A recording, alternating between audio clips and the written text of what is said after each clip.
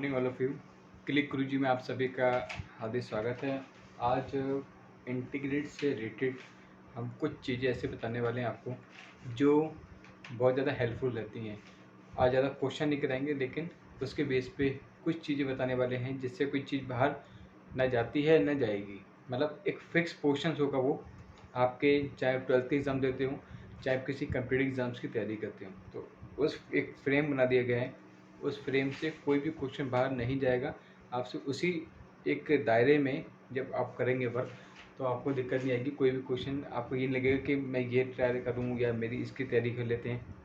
No confusion, only direct portions की तैयारी करेंगे। तो पोर्शन कैसे बनाएंगे उसका, एक पोर्शन आपके लिए बनाने के लिए हमें पता होना चाहिए कि क्वेश्चन कहाँ से आता है। एक पोर्शन बनाने के लिए हमें पता होना चाहिए क्वेश्चन कहाँ से आता है, ठीक है। So integration inverse process of the differentiation, integration of the variety of the function of the substitution of the particle function by the part simple integrate and the following type of the derivative। देखिए बहुत सारे question इनसे बाहर नहीं जाएंगे। ये जो मैंने आपको फ्रेम बनाया है ना, इस फ्रेम से 1 2 3 4 5 6 7 8 9 10 ये 10 फॉर्मूलेज हैं, ये 10 टाइप्स हैं। इन टाइप से बाहर कोई भी क्वेश्चन आपको नहीं मिलेगा जो आपको टफ लगता है। सिंपल तो आप इंडिकेशन निकाल लोगे, बट अगर थोड़ा सा आपको टफ लगता है कि आप उसको कैसे मैनेज करोगे, तो इससे बाहर कोई क्वेश्चन नहीं जाता है। मैंने ये क्वेश्चन आपको प्रीवियस वीडियो में मैंने आपको कराए भी थे कि आप इसको सारे एक ही मेथड मैंने आपको सॉल्व कराया था, बट मैं फिर आपको इसलिए लेके आया हूँ क्योंकि काफ़ी सारा कन्फ्यूज़न होता है कि मतलब कहाँ फॉर्मूला कौन सा फिट करें। तो ये 10 फॉर्मूलेज होते हैं। मैं इसकी एक आपको सिंपल ट्रिक बताता हूँ।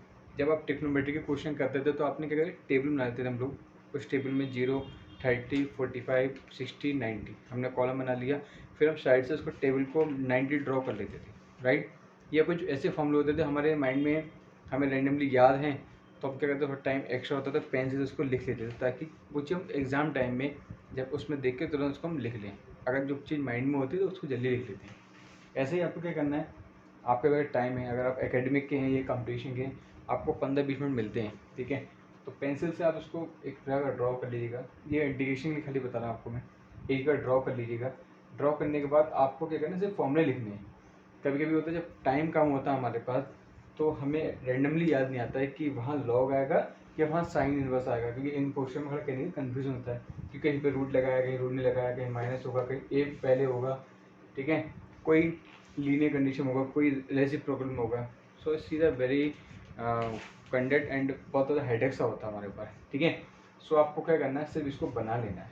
आपको क्या करना है, लीजिएगा इसकी पूरी टेबल को 10 जो क्वेश्चन हैं लाइन वाइज उसको आप लिख लीजिएगा कहीं साइड से छोटा छोटा, और उसको लिख लीजिएगा फॉर्मूले। फिर आप देखिएगा आपके अंदर कॉन्फिडेंस होगा। जैसे आप सॉल्व की कंडीशन में आओगे, कभी कभी ऐसा भी होता है बहुत सी जगह, मतलब मान के चलो आप 45-50% कंडीशन में होता है कि अगर कंपटीशन की तैयारी में अगर आप हैं, खासकर TDT PDT KPET DSWB GIC LTD जो भी होगा आपकी तैयारी कर रहे हैं, तो उसमें काफ़ी हद तक इसमें फॉर्मूले पूछते हैं कि इसके इक्वल क्या, मतलब कंडीशन पूछ लेते हैं। ऑप्शंस में होंगे, अब हमको मालूम होंगे हम जल्दी लगाएंगे, वरना हम सवाल अगर जब ऑप्शंस होते हैं ना, तो कन्फ्यूजन बहुत होता है कि बड़ी माइनर सी चीज़ उसमें थोड़ी मतलब वो मिस्टेक कर देते हैं, ताकि ऐसा होता है कि सब ऑप्शन सेम है, ठीक है। तो इसके लिए क्या करना है आपको, इसके लिए आपको सिंपल इन सब चीज़ों को लिख लेने की जगह, ठीक है। ये भी मैंने अलग सेक्शन बना दिया इसका, ताकि आपको एग्ज़ाम टाइम में ध्यान नहीं रहे। और इन 10 टाइप के ही क्वेश्चन आएंगे, इससे बाहर क्वेश्चन नहीं पूछे जाते हैं, चाहे आप खुद भी ट्राई कर सकते हैं, ठीक है। तो इसको अच्छे से कर लीजिए, ये आपके लिए बहुत ज़्यादा हेल्पफुल है।